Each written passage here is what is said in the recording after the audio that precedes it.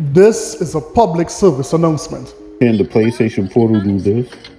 Can it run Netflix? Can it watch movies at the same time while playing games?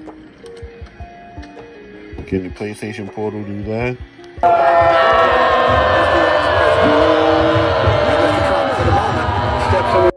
I mean, she said it, not me. Today we are going to talk about how the Xbox or Microsoft is about to leap over PlayStation when it comes to revenue. And then we'll see how the fans are responding to it. And then after, we are going to ask the PlayStation 5 owners, or we're going to ask PlayStation 5 fans, what do you guys going to play for the next quarter? What are you guys going to play for the next year? And most of them might say this. People are saying Sony ain't got no games. They got games. They have a lot of games. They just haven't shown them. Yes, sometime this year, Sony will come out with a secret showcase that JFK would be hosting. And guess what? They are just going to drop bangers in that showcase. Only bangers, not like the previous showcase on them. But let's talk about all these stories and more. Let's get it. This is a sickness! Let's get it. To start, if you're in need of an Xbox this year, Microsoft has dropped all Xbox Series X by $50. And you could pick this up at any major retailer, Amazon, Best Buy, Target, or what have you.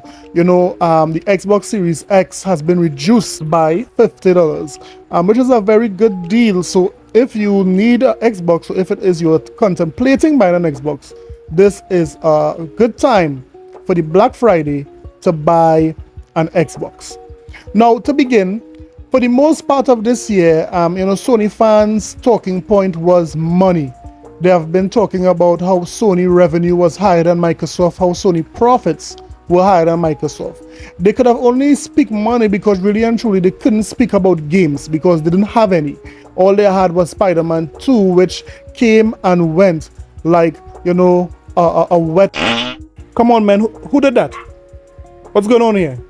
Anyway, so yes, for the most part, this is what Sony fans have been speaking about for this year. Well, today, Sony fans was in a tizzy when they heard this news. Jez Corden from Windows Central tweeted, "For the first time in history, Xbox is on track to leapfrog Sony PlayStation in revenue." And then he had a graph there. Now, some other outlets started to pick this tweet out, but this is the actual graph. So what we are looking at here is this graph here. Microsoft and Activision Blizzard merged would have generated more game revenue than Sony in the first half of H1. Now we are looking at two SKUs here. We are looking at Microsoft by themselves and Microsoft plus Activision Blizzard. Now if you notice right there, Microsoft by themselves, this year they got $6.0 billion in revenue. Now when it is you look at the Microsoft and Activision merger, you're seeing there at the side, you're seeing $10.4 billion in revenue combined. Now that is crazy. This is the first time Microsoft would have passed, if it's true, the first time Microsoft would have passed Sony when it comes to revenue. Now it's a far way from Tencent, which is $5 billion ahead. However, this is what Jim Ryan was predicting. Didn't Jim Ryan say that if they were to merge, this would have happened? This is just, is Jim Ryan Nostradamus? He predicted it, man. According to Insider Gaming, they said Sony along with PlayStation sat at around $8.8 billion and Microsoft at just over $6 billion. The long and short of this debate is that the Activision Blizzard and the Microsoft game revenue being compounded. It means that in H1 2023, Microsoft gaming would have topped $10.4 billion as represented by Newzoo in the graph. And then they went on to ask the question, is this the beginning of a big change in the gaming industry, where Sony is no longer number 2 but drops to number 3 when it comes to revenue. But let me know what you think about this. Now let's see how the Sony fans reacted to this news when it dropped. J-Dub on Twitter tweeted, after not having a single Game of the Year nominee and after talks about pulling out of the console market, Xbox fans have reverted back to hyping up Microsoft revenue numbers, combining ABK numbers. They still refuse to combine Call of Duty Metacritic scores though. Puzzling. Cry, pony, cry. But that's not the best one. Look at this one. Damiani on Twitter tweeted, if Sony buys someone like Take-Two, they'll likely achieve $45 to $50 billion in yearly revenue for PlayStation. I'm pretty sure they can get loans to make an investment like that would have major returns for them in the long run. So here we have a Sony not only crying, but he's suggesting taking out loans, doing bank robberies, so that Sony could, chip up. They can put money together to see if they can buy a studio like Take-Two. Are you guys seeing this? The delusion is real. These guys are actually thinking about loans, going to loan officers, applying, so they need to apply for a loan to get money to buy Take-Two. This is crazy. Now this is A-class copium. A-class coping. Take that extra strength cope tablet there, ponies. You guys be tweaking and tweeting out here for this news.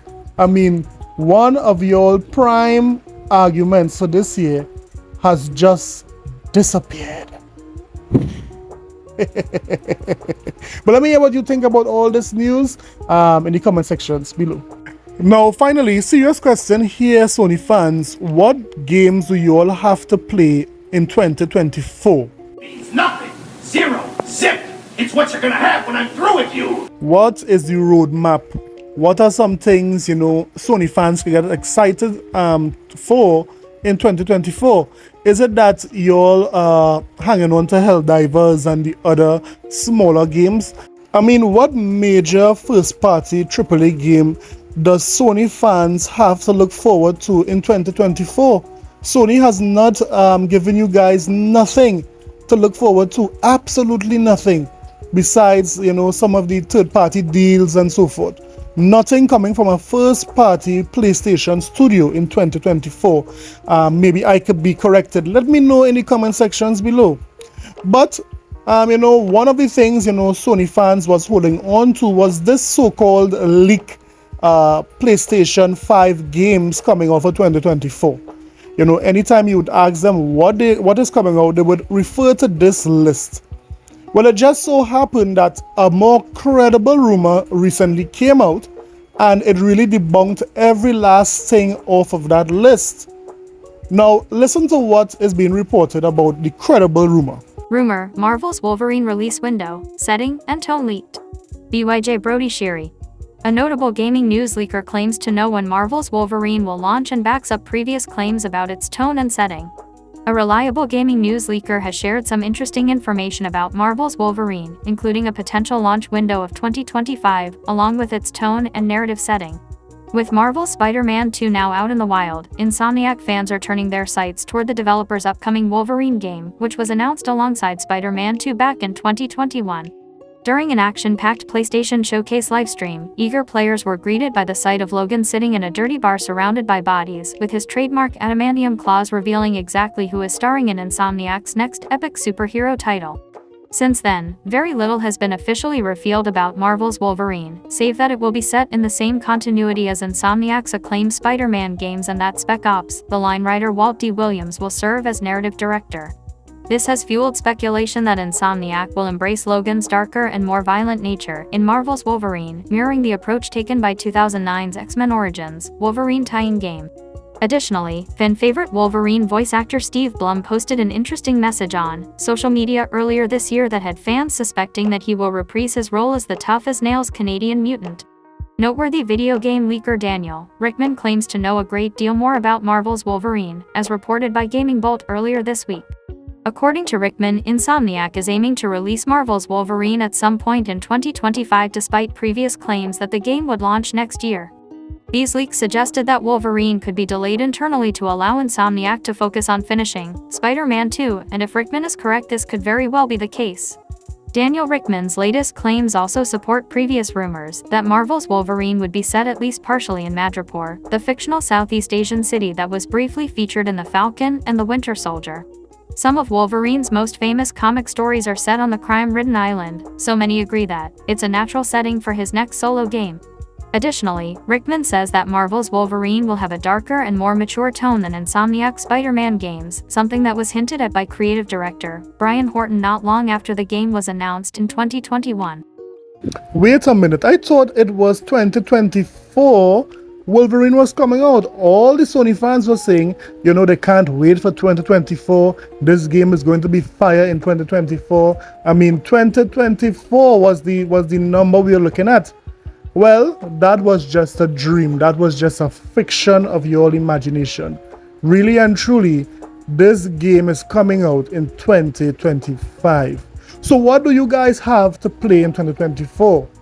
Third-party games? What first-party games you'll have to play? This is sad. It is extremely sad what the PlayStation... I thought Xbox had no games, but it's very clear. PlayStation has no games, they got no money, and guess what? They got no honey. Well, let me hear what you think about all of this information. Please let me know in the comment section below. And don't forget to like and subscribe for more videos. I'll see you in the next one. Later.